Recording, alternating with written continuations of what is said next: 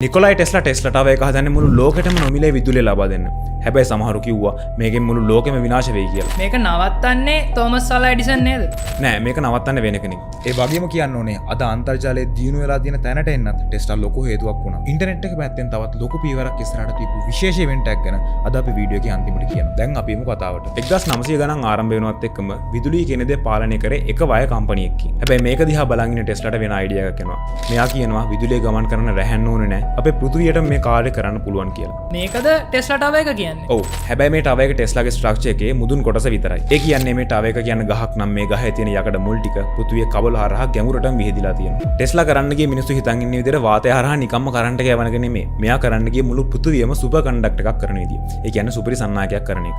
එයාගේ මේ අයිඩියා එක ගොඩක් සිම්පල් වගේම ටිකක් විකාරයි. මේ ප්‍රොජෙක්ට් එක හරි ගියා නම් මුළු පෘථිවියම එක බෙල් එකක් වගේ වැඩ කරනවා. ඔයා මේ බෙල් එකේ හරි ෆ්‍රීකවන්සි එක හොයාගත්තොත් ඔයාට පුළුවන් ඒක අනුනාද කරලා පෘථිවිය ඕනම තැනකට කරන්ට් එක දෙන්න.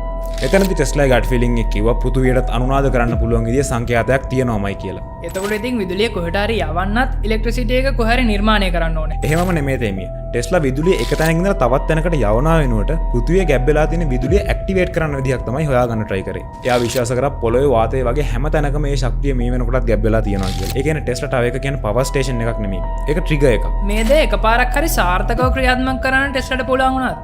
ඔව් කොලොරාඩෝ ස්ප්‍රින්ග්ස් එක්ස්පෙරිමන්ට්ස් වලදී ටෙස්ලා පෙන්වනවා පෘථිවියට හයි කරලා තියෙන බල්බ් ටිකක් කිසිම වය එකක් නැතුව දල්වන්න. මෙන්න මෙතනදී තමයි ටෙස්ලා කෘත්‍රිම අකුණු පවා නිර්මාණය කරලා පෙන්වන්නේ. මෙතන තියෙන පුදුම හිතෙන දේ තමයි මේ පව එක කොච්චර වැඩි වුණත් වයස් වලින් එන කරන්ට් එකට වඩා මේක ගොඩක් ආරක්ෂිත වුණේ. ඒයි කාටවත් නොමිලේ විදුලිය හම්බුනේ නැත්තේ. ඇයි මේ ව්‍යාපෘතේ බිඳ වැටුනේ? හේතුව තමයි මෙයාට මේකට ෆන් කරන්න ඒ කාලේ හිටපු බලවත්ම මිනිස්සයා වුණ JP මෝගන්. මෝගන් මේ ප්‍රොජෙක්ට් එක පටන් ගත්ත හිතාගෙන හිටියේ ටෙස්ලා හදන්න යන්නේ ගෝලීය සංනිවේදන පද්ධතියක් කියලා. එක දවසක් මෝගන් ටෙස්ලාගෙන් ප්‍රශ්නයක් අහනවා. අපි කොහොමද මේ ප්‍රොජෙක්ට් එක සල්ලි බවට පත් කරන්නේ? මේ ප්‍රොජෙක්ට් එකේ මීට එක තියෙන්නේ කොහෙද? ඉතින් ටෙස්ලා කියනවා මේ ස්ට්‍රක්චර් එකේ කිසිම තැනක මීට එකක් නැහැ කියලා. මොකද එයාට ඕන උනේ මුළු ලෝකෙටම නොමිලේ විදුලිය ලබා දෙන්න.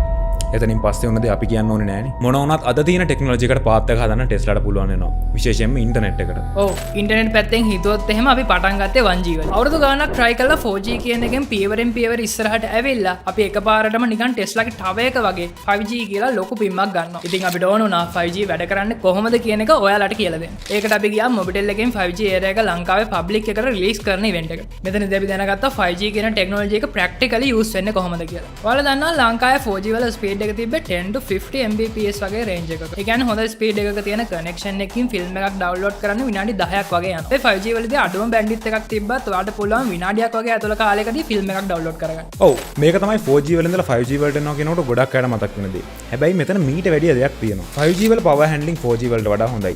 ඒකෙන් ෆෝන් එකේ පවර් යූසේජ් එක අඩු වෙනවා. ඒ කියන්නේ 5G නෙට්වර්ක් එකක් යූස් කරනකොට ඔයාගේ ෆෝන් එකේ බැටරිය බහින පර්සන්ටේජ් එක අඩු වෙනවා. හිතන්නවා 4G නෙට්වර්ක් එකකින් වීඩියෝ කෝල් එකක් ගන්නවා. මෙතන සිගනල් ඩ්‍රොප් එකක් නැති වුණත් මිලිසෙකන්ඩ් 50ක විතර ලේටන්සි එකක් තියෙනවා. හැබැයි 5G වලින් මේක 1 මිලිසෙකන්ඩ් දක්වා අඩු කරනවා. ඒ කියන්නේ හරියට මූණට මූණ හම්බෙලා කතා කරනවා වගේ. කොන්සර්ට් එකක් ෆෙස්ටිවල් එකක් වගේ ක්‍රවුඩඩ් තැනකදී අපි එක්ස්පීරියන්ස් කරලා තියෙන නෙට්වර්ක් ඉෂුස් 5G කනෙක්ෂන් එකක් කරා නැති වෙලා යනවා. ඔව් තව විශේෂ දෙයක් තමයි නෙට්වර්ක් ස්ලයිසිං කියලා කියන්නේ. 4G වලදී එක නෙට්වර්ක් එකක් හැම දෙයකටම යූස් කරද්දී 5G වලින් එක එක අය කරන වැඩේ කාණ්ඩ කරලා එයාලට වර්චුවල් නෙට්වර්ක්ස් හදලා දෙනවා. මේකෙන් ක්‍රිටිකල් සර්විසස් ඒ කියන්නේ ඕනම බර වැඩක් ස්ලෝ වෙන්නේ නැතුව කරගන්න පුළුවන්. ඒ තමයි IoT සහ ස්මාර්ට් ඩිවයිසස් වල 5G ඇප්ලයි කරලා real time cloud games play කරන්න. මේ තමයි සිතුම් මල්ලි කායක පදින විදිය. ඔන්න හපගත්තා. මෙතනට එහාගින් රියල් ටයිම් රොබොටික් සිස්ටම් වලට, සෙල්ෆ් ඩ්‍රයිව් කාර්ස් වලට, රිමෝට් සර්විසස් වලට වගේම හෙවි ඩ්‍රෝන් කන්ට්‍රෝලින් වලට මේ 5G ලොකු ඇඩ්වාන්ටේජ් එකක් වෙනවා. මොකද සමහර සෙන්සිටිව් වැඩ කරන්න 4G වල තියෙන ස්පීඩ් එක ගොඩක් මදි. ටෙස්ලාට ඒ කාලේ මිනිස්සු මෑඩ් සයන්ටිස්ට් කෙනෙක් කිව්වා. මොකද පටන් ගත්ත ප්‍රොජෙක්ට් එකෙන් මොකද්ද වෙන්නේ කියන එක යාට හරියට පෙන්න ගන්න බැරුණ හින්දා. හැබැයි ඒ කාලේ මිනිස්සු ටෙස්ලාට සපෝට් වෙන දෙයක් කරා නම් සමහරවිට අද මේ වෙනකොට අපිට ෆ්‍රී ඉලෙක්ට්‍රිසිටි උනත් යූස් කරන්න තිබ්බා. ඊළඟ වීඩියෝ එකෙන් ටෙස්ලා එඩිසන් අතර තිබ්බ ප්‍රශ්නේ ගැන කතා කරන්න ඕන නම් එඩිසන් vs ටෙස්ලා කියලා කමෙන්ට් එකක් දාගෙන යන්න.